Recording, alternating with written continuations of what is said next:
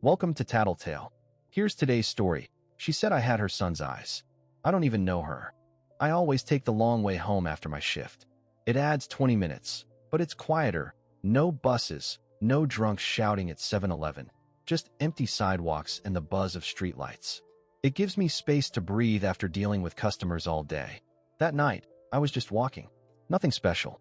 Hoodie up, headphones in, zoning out to some podcast I wasn't even listening to.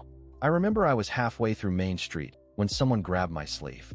It startled me, enough that I almost yanked my arm back. She was maybe in her late 50s, dressed like she just came from church, gray cardigan, pearl earrings. Her eyes locked onto mine, and she looked shaken. "I'm sorry," she said, her voice barely above a whisper. I thought you were someone else." I nodded, trying to brush it off. "It's okay." But she didn't move. Her hand stayed on my arm.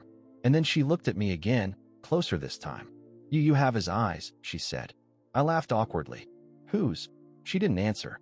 She just blinked, tears welling up suddenly, and whispered, "Ethan."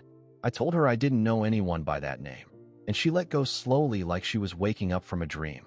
"Sorry," she murmured again and walked off like she forgot where she was. Weird stuff happens in the city, right? I chalked it up to that. Just someone grieving. Maybe I resembled her son. That kind of thing happens. But then the next day, there was a letter in my mailbox. No name, no return address, just a note on thick, off-white paper. It said, "You were born on June 4th. So was he. Do you believe in signs?" And I never told anyone my birthday. I stared at the letter for a long time. The handwriting was clean and slanted, like someone who still writes cursive with intention. There was no signature, no envelope, just folded and slipped into my mailbox like someone didn't want it tracked. I live in a cramped studio apartment above a bakery. Mail usually gets dropped through a rusted slot in the door. This didn't.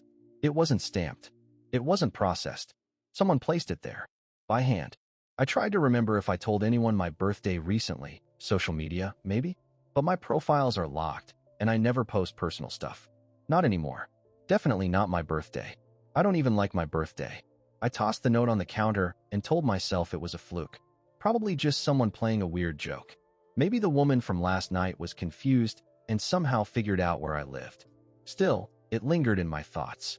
All day at work, I kept checking the front door, half expecting someone to walk in with another cryptic message. Nobody did. That night, I walked the same route home, part of me hoping to see her again. Maybe to ask her what she meant. Maybe just to prove to myself it was nothing. She wasn't there, but someone else was. A man, leaning against a street lamp, smoking. He didn't look homeless, just out of place. His eyes followed me as I passed. I quickened my pace, and when I glanced back, he was gone. When I got home, I checked the mailbox again. Empty. Except the note wasn't where I left it on the counter. It was on my bed, folded the exact same way. I didn't sleep that night. I just kept staring at the note on my bed, trying to figure out how it got there. My front door was still locked. Windows too.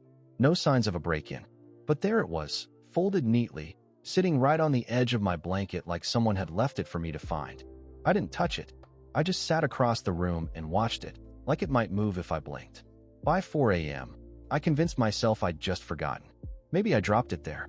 Maybe I moved it without thinking. People do things they don't remember all the time, right? Right? I didn't go to work the next day. I called in and lied about food poisoning. My stomach was twisted, but not from anything I ate. I couldn't focus, couldn't even scroll on my phone without the thought creeping back in. Who knew my birthday? Who put that letter there? And who the hell was Ethan? I finally picked the note back up. Read it again. Same words. Same handwriting. "You were born on June 4th. So was he.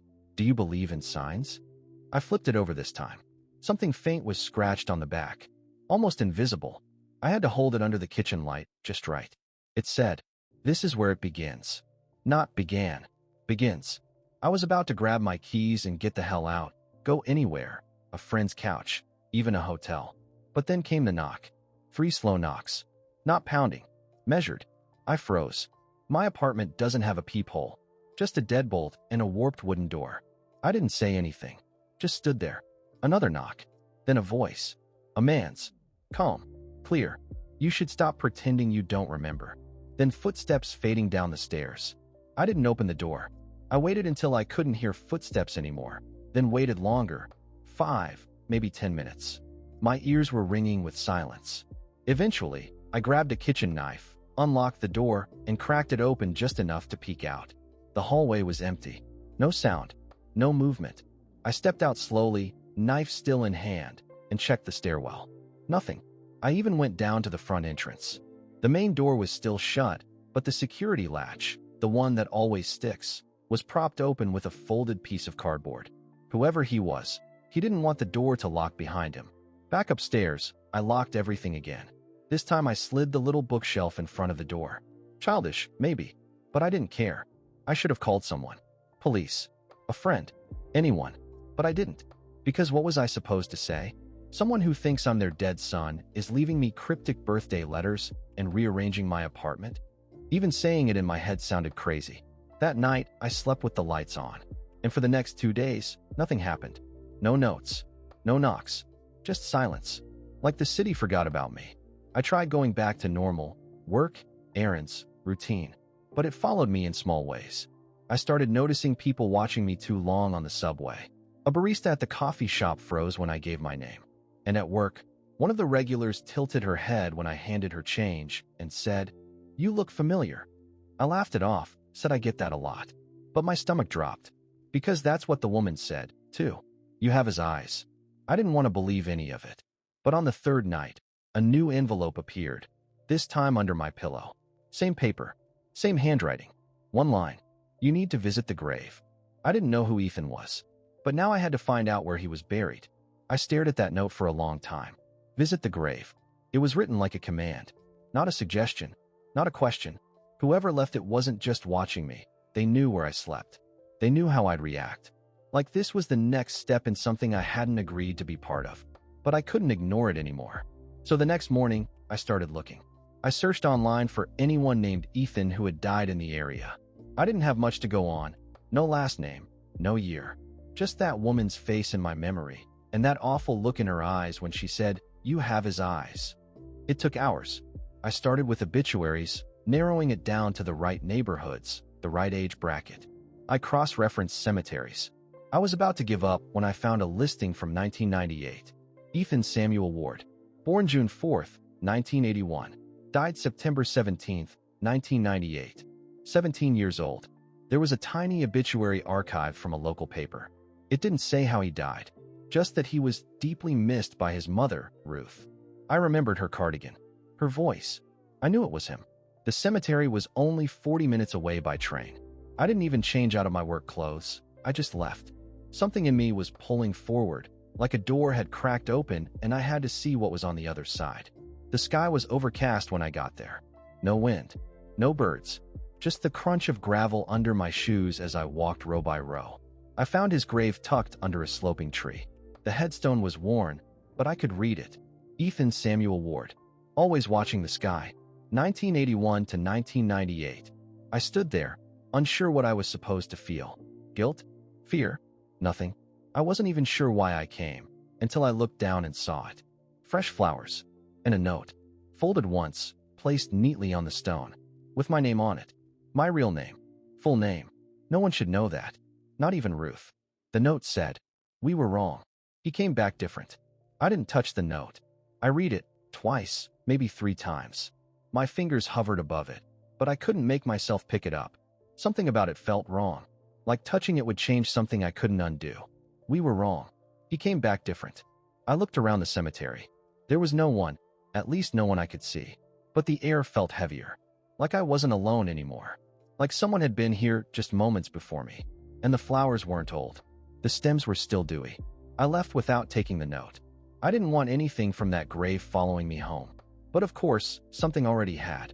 That night, when I got back to my apartment, I found the same note, word for word, folded on my kitchen table. No envelope. No handwriting differences. Just the same paper, same ink. But this time, the back was scribbled with something else. A question. Do you remember the lake? I didn't. Not at first. But something stirred when I read it. Something I couldn't name. Not a memory, exactly. More like a feeling. Like the air right before a thunderstorm. Familiar and electric. I didn't sleep. I just sat there, rereading it under the kitchen light, heart pounding like it knew something my brain didn't. And then, Around 2 a.m., I checked my email for the first time all day. There was one new message. No subject line. My breath came fast and real. The floor was under me. My apartment. Same walls. Same air. I turned to the mirror. Just one reflection. No delay. No smile. Just me. For the first time, I looked whole. But I knew it wouldn't last forever. Because somewhere, the lake still waits. And the echoes? They never really leave. They just wait for silence. For mirrors. For memory. And for someone willing to step through.